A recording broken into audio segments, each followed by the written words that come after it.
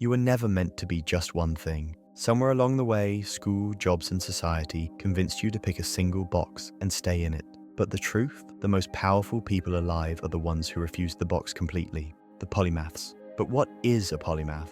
A polymath is someone who learns across different fields not to master everything, but to be skilled enough to combine them in ways specialists can't. Like Steve Jobs, he combined his tech, design, and marketing skills to create Apple.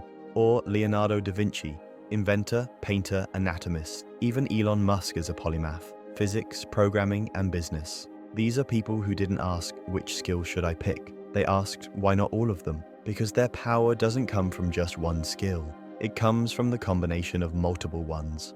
Now, let's see how you can become a polymath, just like them. 1. Choose your skill triangle. 3 skills that stack well together. For example, psychology plus communication plus marketing makes you unstoppable in the real world. 2. Learn in cycles, not chaos. Don't try to master those 3 skills all at once. Spend 30 days going deep on skill number 1. Next month, switch to skill number 2, then skill number 3. Rotate and repeat. 3.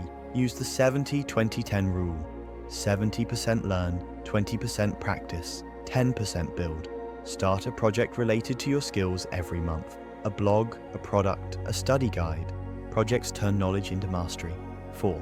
Stack the skills you learned. Combine your skills until they create something others can't copy. 5. Repeat the cycle and stay endlessly curious. Curiosity is the fuel of a polymath.